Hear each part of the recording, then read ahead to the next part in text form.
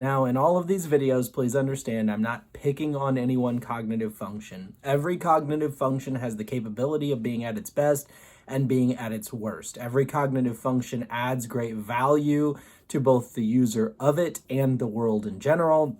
And every cognitive function can be taken to an extreme to the degree that it causes troubles for both the user of it and the world in general. Generally speaking, when we encounter a cognitive function at its worst, it is going to be the user's first function or fourth function.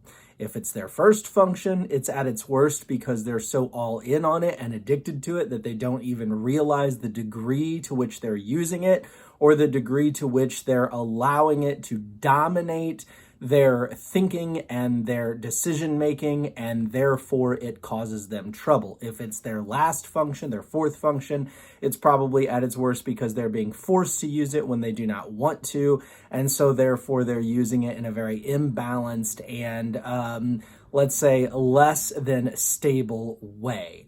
When it comes to extroverted intuition, it has this wonderful capacity to visualize, envision, dream up great ideas. It can see connections between things that are seemingly unrelated, and it can bring them together to create a vision or an idea. And it really is responsible in many cases for the fact that our world advances, that our world moves forward, that we do not stagnate. But as with all of the other cognitive functions, as I stated, it can be overdone and it can be taken to a degree that takes it from being extremely wonderful and beneficial to being detrimental, difficult, complicated, and causes problems. So what does that look like with extroverted intuition? Well, when extroverted intuition is at its worst, I think that there are a few things that we will see. One is that it will disrespect the physical, sensory, factual, accurate data. Now, there is a degree to which for someone to be a dreamer, that person cannot be held down by reality, really, because when you're dreaming about creating something new, it isn't reality at that moment. And so if you allow yourself to be held back by the questions of, well, how can this possibly be made a reality in the physical world, then you'll stop dreaming and you won't act upon those dreams. Nevertheless, there is a value in taking a cold, hard look at the factual data. Extroverted intuition can be so lost in the clouds, so to speak, or so lost in its ideology that it fails to take into account the sensory data that is really necessary to ultimately build the idea that is being dreamed up by the user of the extroverted intuition. So I would always, I would say, don't allow the need to examine the sensory data to dampen the vision, but at some point you do have to move from the vision to reality, and reality requires you to look at the physical world, look at the sensory data, look at the statistics, the details, the facts, the math, so on and so forth, and determine can this vision be brought into reality? And if so, how? And yes, sometimes that does require the extroverted intuition user to work on a team with people who are a little bit more ST than the extroverted intuition user may be in order to bring about the vision. But I think that this complication boils over into another problem that we see with extroverted intuition at its worst, and that is communication or language, the ability to take the vision and communicate it.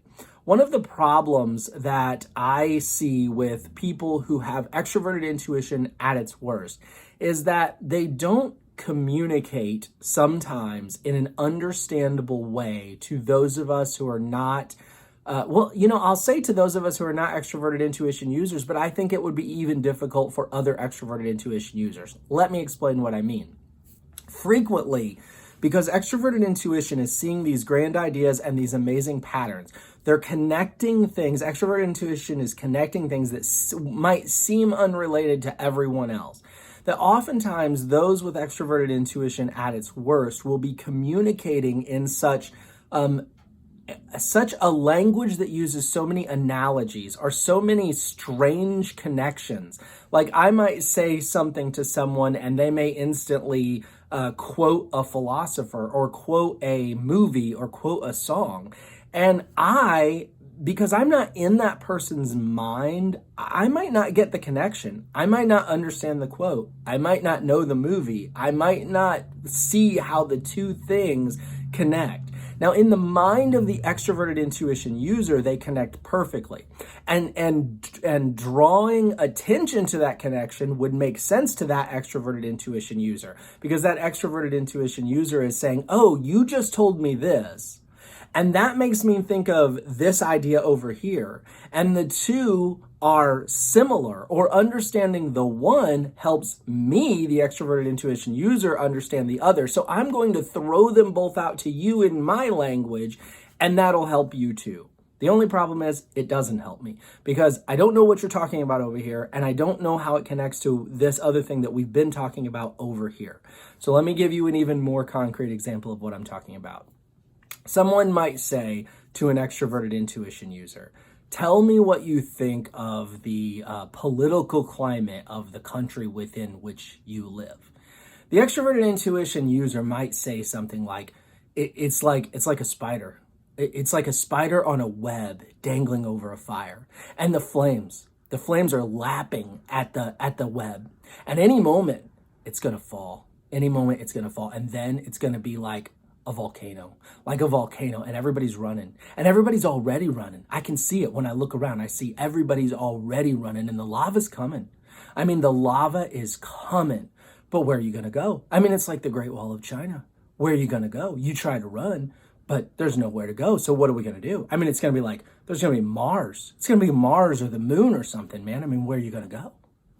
Now, the question starts out, what are your opinions of the political climate of your nation? Or, what do you see on the horizon because of the political climate of your nation? Now, if a person were to say, well, I'm very concerned. I feel like the economic policies that are being made by the current administration have us in such a situation that we're like spiders dangling from our web over a fire.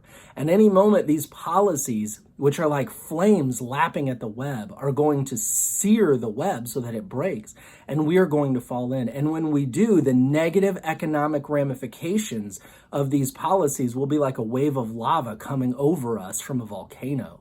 And where will we go? I mean, we're trapped within the borders of our nation. We can't go anywhere. We can't flee away. We may, in fact, eventually have to colonize another planet because things are so bad. And then that communication or that conversation would continue to make sense if the person then elaborated even further and said, and let me tell you a couple of the economic policies that are being implemented right now that I think are a big problem, and what I actually specifically think the ramifications of those policies will be.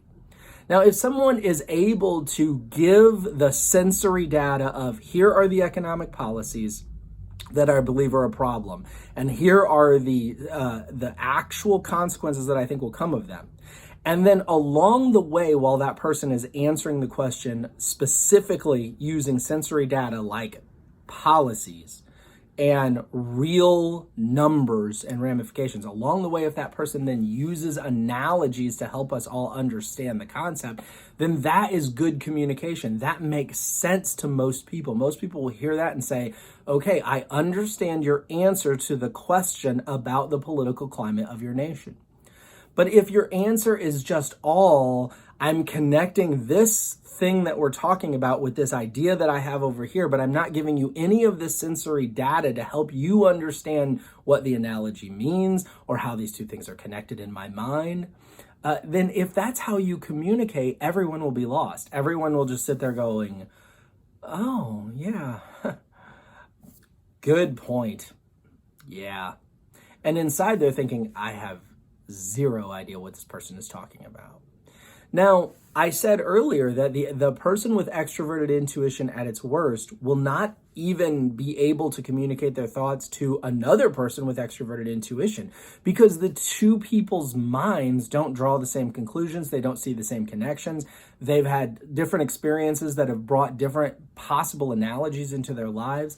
And so extroverted intuition at its worst becomes an idea machine that is incapable of communicating the idea to anyone in such a way that it can therefore become manifest, in such a way that anyone can actually do anything valuable with it.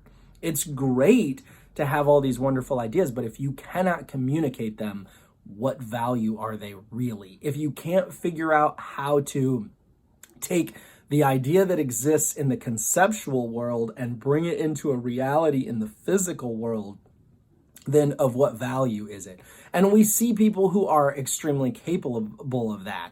We know that that's true because it is very likely extroverted intuition dominant people, or at least higher extroverted intuition users, that have given us so many of the advances that our world has seen. They're the ones that came up with the ideas, but they had to then be able to communicate it in such a way that someone else or they themselves could do something with it, could manifest it and make it valuable.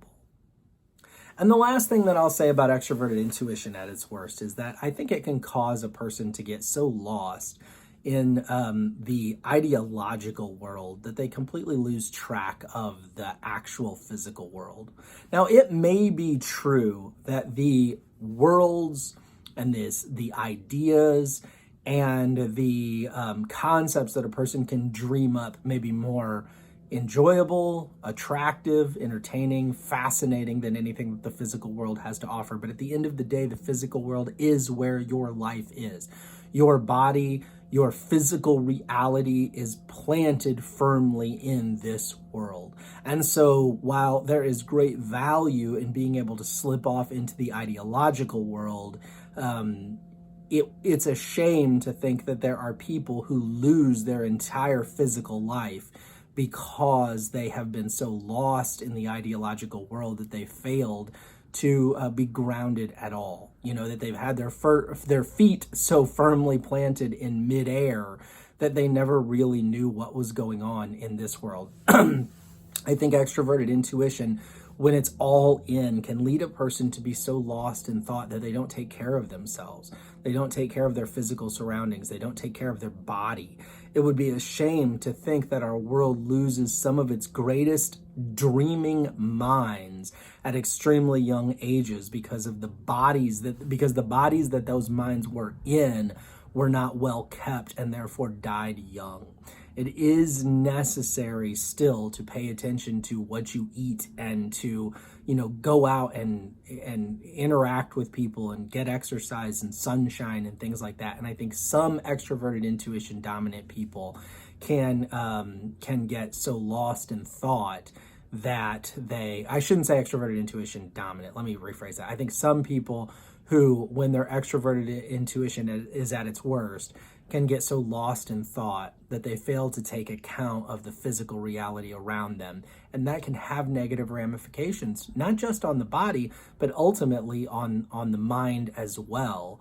And then that capacity to dream and to envision great things could be hampered or compromised because the physical vessel that it existed in was not cared for. Thank you so much for watching. Do please click the like button if you found this video entertaining, informational, useful, whatever. Please subscribe if you have not already, and have an awesome day. Bye now.